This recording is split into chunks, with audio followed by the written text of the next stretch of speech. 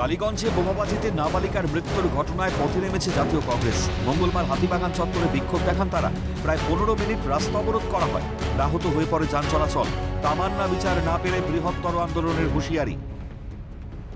আজকে বিজয় উল্লাস থেকে একটা শিশুকন্যার মৃত্যু, এটা আমরা ভাবতে পারি না। ইমিডিয়েট সব অপরাধীদের গ্রেপ্তার করতে হবে, প্রতীকী গ্রেপ্তার নয়, তাদের ক্যাপিটাল পানিশমেন্ট দিতে। শুধুমাত্র শাস্তি নয়, শাস্তি তো দিতেই হবে, এবং আগামী ইলেকশনকে সামনে রেখে ওরা এখন থেকে ভয় পাইয়ে দেওয়ার চেষ্টা করছে শাসক দল, যাতে পরবর্তীকালে ভালো লোকরা যদি ইলেকশনে না দাঁড়াতে পারে, না এগিয়ে আসতে পারে। এটা হচ্ছে ওদের মূল উদ্দেশ্য। ইতিমধ্যেই দেখা যাচ্ছে যে হাতিবাগান যে চত্বর, সেই চত্বরে কিন্তু ইতিমধ্যেই রাস্তা অবরোধ করে ভারতের জাতীয় কংগ্রেস ইতিমধ্যেই কিন্তু দেখা যাচ্ছে তারা কিন্তু রাস্তা অবরোধ করেছেন এবং বহু সংখ্যক যানবাহন তারা ইতিমধ্যে দাঁড়িয়ে রয়েছেন এবং বহু সাধারণ মানুষও কিন্তু এখানে দাঁড়িয়ে রয়েছেন।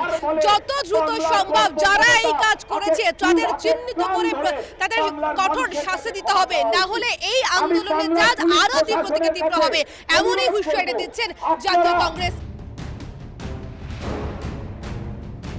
টালিগঞ্জেও একই ছবি ধরা পড়েছে। দক্ষিণ কলকাতা জেলা কংগ্রেসের ধিক্কার কর্মসূচি টালিগঞ্জ ফাঁড়িতে পথ অবরোধ করে বিক্ষোভ দেখায় জাতীয় কংগ্রেস।